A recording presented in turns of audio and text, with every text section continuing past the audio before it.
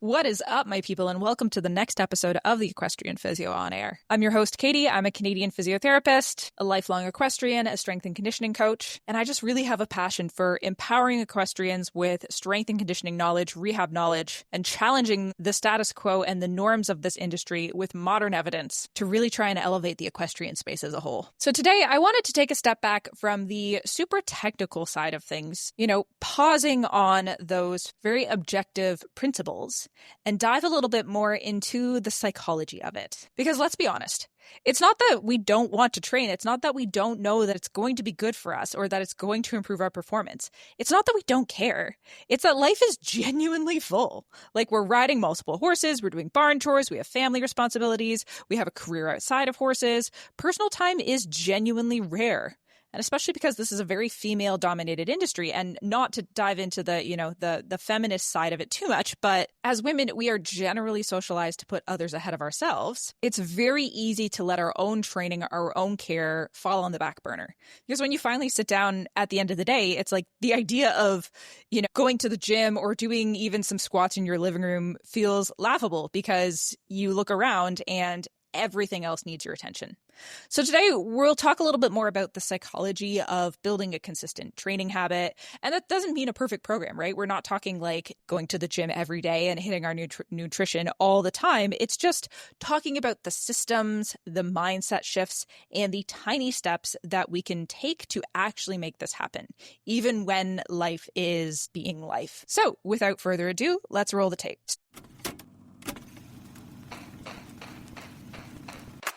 Hey, I'm Katie.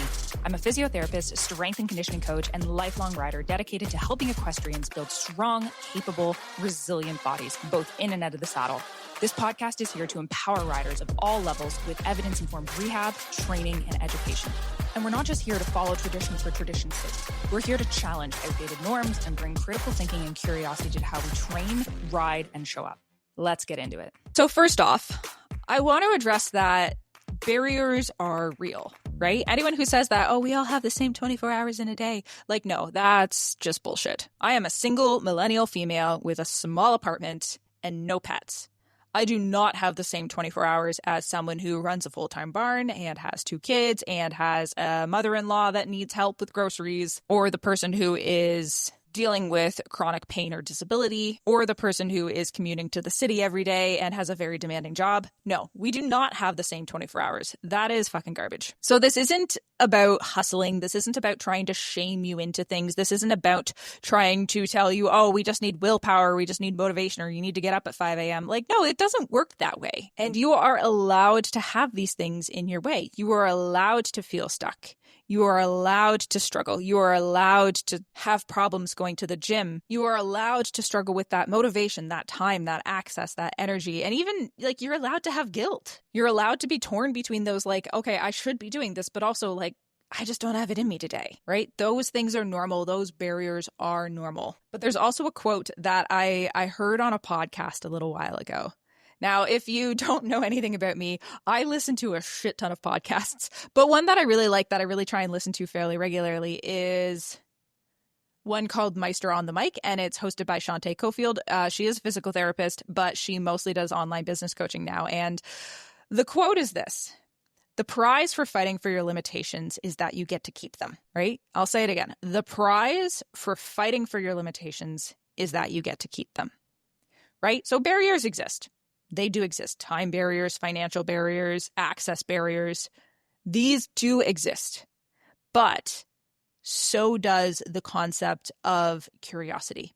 The ability to look at those barriers and go, okay, what if I just did the bare minimum? What if I got a couple bands to use in my house? What if I gave myself permission to literally just do one set? What if I got creative and pooled some finances with other people at the barn to get some fitness equipment for there, right? Like, the power move here is curiosity. Looking at those barriers and not just saying like, I can't because. Because again, the prize for fighting for those limitations, the prize for convincing others of those barriers is that you get to keep them. But if we move forward with curiosity, if we move forward with some brainstorming, if we move forward with leaning on each other, I think there is some real change that can happen here. And that's how these real sustainable habits begin, right? So that's kind of the preface. But the next thing I wanted to dive into is like, what does it actually take to form a habit? Because this is quite often what I hear the biggest limitation and the biggest barrier is to most riders who, again, we know we should be training outside of the saddle. We know we should be doing squats. We know we should be exercising more.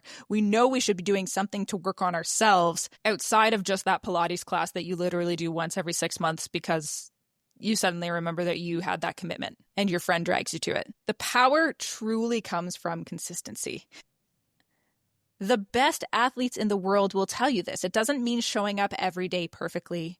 It doesn't mean even showing up at 100%. It means showing up consistently so that 8 out of 10 times you're hitting it. That even on the weeks you miss, you're still putting in the work. You're still putting in the effort. That even if you quote unquote fall off the wagon, and I hate the term fall off the wagon, but run with me here. Even if you quote unquote fall off the wagon, you get back on. You're not quote off the wagon and then just off for the next 6 months until suddenly you have some other spur of motivation. Consistency is the superpower. And there's a couple of things that I'll often refer back to. One of those is that when we struggle with feeling like we want to show up, a big principle that I'll often apply is just give yourself permission to do the bare minimum, right? Give yourself permission to do one set. Give yourself permission to literally do one squat, to go to the gym, and to do 2 minutes on the treadmill. Because often that is the gateway to doing more. That is, once you get over that initial activation energy, I don't know if anyone else remembers chemistry class from grade 12 and understanding the activation energy of a chemical reaction, but there is activation energy in life too. And if you get over that initial activation energy by literally just giving yourself permission to do one thing, well, now you've started. And quite often that will feed into being able to do a set, being able to do 3 sets, being able to do a couple exercises. And before you know it, you've got your whole workout done. And even if you don't, even if you do that one set, that one exercise, and you're like, you know what? I genuinely feel like shit today. I don't want to do the full thing. That's fine. You tried it. You gave yourself permission to do it. It didn't work out. Take a step back. That's okay. But coming back to the habit side of things, one book that I recommend, I recommend every healthcare practitioner, every physiotherapist, anyone who ever works in the field of behavior change and trying to stimulate people or help people into new behavior, healthy behaviors, read this book. I also do recommend it for a lot of us who, again, struggle with motivation or even think that motivation or willpower is a big piece of the habit framework. And that's reading James Clear's Atomic Habits. Now, it's a pretty easy read. You can do the audiobook version. That's what I've done. I've listened to it a few times, to be honest. And it's a really nice framework for kind of recognizing that, one, the idea of willpower is bullshit. The people who are succeeding, the people who feel like they're rocking it around you, those aren't the people that somehow have some kind of magical willpower and some kind of magical motivation that helps them. No. Those are the people that have built up systems that allow them to sustain consistent habits, and that consistency built up over time is what allows them to achieve success. It's not that they have some special spark that you don't. Honestly, I think the idea of willpower is kind of a myth anyway. Willpower doesn't really exist, maybe in brief little glimpses, but for the most part, it doesn't exist. What exists is systems and habits. So in James Clear's breakdown, he kind of brings it into 4 stages of building a habit. And the beauty is that this framework, it genuinely works when life is chaotic, and it also gives you permission to do less when you can't. So number 1 is make it obvious. Number 2 is make it attractive. Number 3 is make it easy. And number 4 is make it satisfying. So in the make it obvious side of things, this is where we really, really, really want whatever the habit we want to do. And for a lot of riders, again, my sampling bias is definitely present here, but I work with a lot of riders who are simply trying to make exercise or resistance training or regular rehab or mobility work a habit for themselves. And so if that is the case, oftentimes we will try to use strategies within this area to make it easier for them. Visual cues is a big one. So leaving your gym card on the side table so that you see it when you're coming in and out of the house. leaving your dumbbells or your mat visible in the living room so that like or the trailer or the bedroom, like even in the tack room, like wherever you're using them, make them visible, not just stuck in a little corner somewhere where you're never going to see them. Put your gym clothes out, like leave your gym bag very obviously out so that you're literally tripping over it, right? These are just basic things that it's like, okay, if you have, sometimes if you're like me, if you don't see it, it doesn't exist. So if you leave it in a very obvious area, it's much easier to be aware of that and be aware of that commitment to yourself. Another thing that he'll often use that I recommend is like habit stacking, he calls it. So essentially that is pairing one habit or a new habit that you want to do with a habit that you are already doing. And this is one that I really recommend to riders all the time. If training, like working out, seems like a massive barrier to you because the gym is so far away, the exercises are intimidating, the weight machines, there's always a lineup for them. Like there's a million excuses, right? And they're valid. Again, I'm not here to be like, your excuses aren't valid, just get over it. I am here to say, no, those things are true. I hate waiting in line for the squat rack as well. But we can stack our training with something that we're already doing. One thing that, like, if I was to snap my fingers and introduce something to the equestrian industry that I would love, like this is a vision of mine, is that every single schooling barn has a small corner for strength training, resistance training. Doesn't have to be crazy. Like all it can be is, a little corner of the tack room, of the viewing lounge that has a couple yoga mats. Because again, a couple because it's much more fun to work out with friends. Maybe some adjustable dumbbells, like literally 5 to 50 pounds for a couple dumbbells is a nice range because you can get up to like 100-pound deadlifts, 100-pound squats with those 2 adjustable dumbbells, and they're fairly entry level to purchase, right? If you get like 8-10 people at the barn pooling money for workout equipment like that, everyone only needs to pool like anywhere between $20 and $50 depending on what you're getting, and you can get outfitted with a decent little gym corner at your barn. Think of how much money you spend on literally a new saddle pad. You can throw $50 towards a pool for the entire barn to get some workout equipment. So yeah, a corner with some mats, adjustable dumbbells or adjustable kettlebells, both if you really want to go crazy. Some heavy resistance bands, right? I'm not talking like dinky little TheraBands, ribbon bands here. I'm talking like pull-up assist bands, anywhere between like 5 in the skinnier ones up to like 100 pounds. A set of gymnastics rings or like a suspension trainer like a TRX so that it gives us access to either do assisted versions of exercises, do more upper body work, progress things with just body weight. It opens a lot of doors and not too expensive, especially if you're getting like non-name brand versions. And honestly, that's it.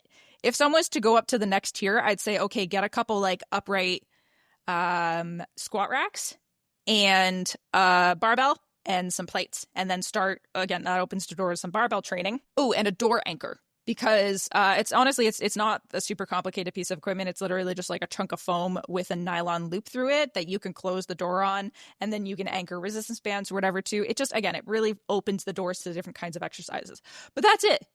Some mats, resistance bands, heavy ones, some adjustable weights, a door anchor, and some gymnastics rings or a suspension trainer. And if you want to go the next level up, a barbell and some weight plates. That would not take up much room. It's like it would literally take up less than a 10 by 10 space in a barn, not including the barbell and weight plates. It would probably be less than like $300 US, $500 Canadian to invest in. And that's if you're buying new. Honestly, like Facebook Marketplace, Craigslist, Kijiji is a wonderful place for fitness equipment. You can find a lot for relatively cheaply if someone's willing to kind of do the searching. And then all that equipment is there. So then when it comes to like this habit stacking idea, it's like, okay, cool. I'm going to do 20 minutes of strength training after my 2 easy rides. Like if I'm going hacking or having an easy schooling session twice a week, those are going to be my strength training days for me. And so if you have this little mini environment that screams like, okay, this is the place for movement, this is the place for resistance training, it's visual, it's paired with something that is already associated with that activity, and it makes it so much easier. But it doesn't have to be training at the barn. Like it can be anything. It can be, committing to yourself, okay, I'm only going to do exercises when I hear my favorite artist playing on my streaming service. I'm going to do my exercises the moment I walk in the door. Like find a time in your day that is 1, consistent, like something that is often happening, and 2, is reasonable for you to commit to training in. And try and make the commitment to yourself by setting up visual cues, by setting up calendar alarms, calendar events, recruiting your partner or your friend to do it with you, or at the very least check in on you to make sure that you're doing it. And make that commitment to yourself to pair it up even with something that you're already doing. There are a lot of things that we can implement to make this easier on ourselves. It doesn't have to be all about willpower and the grind. So that's make it obvious. Number 2 is make it attractive, right? Again, pairing it with something that you like is something that I'll often recommend to people. I'll say like, okay, you get to have your favorite snack after you exercise. Or, okay, I'll ask my client, like, who's your favorite music artist? What is the one song or the one artist that you really like listening to? Or what is your favorite show? And then I'll say, okay, your training now gets paired with that thing. Like you are doing your workout during the half hour that you are watching whatever, Love Island. I don't even know if that's still on. Like you get to have a bowl of ice cream while you're working out. You get to put on Kendrick Lamar, whoever your favorite artist is. Shania Twain, I don't care, while you're working out. Make it really attractive so that the thing that you love to do, you are pairing that with the habit that you want. You know, say you want to commit to doing a lap around the block, like starting your day with a walk. And you're also a major coffee snob. Like coffee is your life. You are all about that perfect espresso pull. You are all about those ratios. You are all about that perfect texture milk froth in your latte. Then you say to yourself, okay, I will make myself the perfect coffee only after I go for my walk around the block. And so every morning you tell yourself, yep, I don't get to make my nice coffee until I go for this walk. Again, there is some self-regulation that has to happen here. There is some commitment to yourself that has to go into this. And that is where building these external accountability things can make it easier. Like tell your partner, if you make that commitment to yourself, you say, okay, I'm not going to have my great coffee until I go for a walk around the block. And now your partner knows it. Now your partner is going to call you out on it if you start making your espresso before you've gone for your walk. But make the new habit feel like a reward. Make it feel like something that you really, really, really want to do, because there is a difference between intrinsic and extrinsic motivation, where intrinsic motivation is that like internal push, that internal desire to do something. External motivation is, again, rewarding yourself, praising yourself, giving yourself some sort of prize at the end of it. And it is totally okay that if we are starting a new habit, like strength training, where it is hard, it is uncomfortable, the first little while, we don't have that love for it. That is very normal to make it all about external motivation for that time. Eventually, the intrinsic motivation will come. Right? We will start to feel the reward. We will start to crave the endorphins. We will start to be really proud of feeling strong. We will start to see the results. But that takes time. That takes months, if not years, to really see that come out.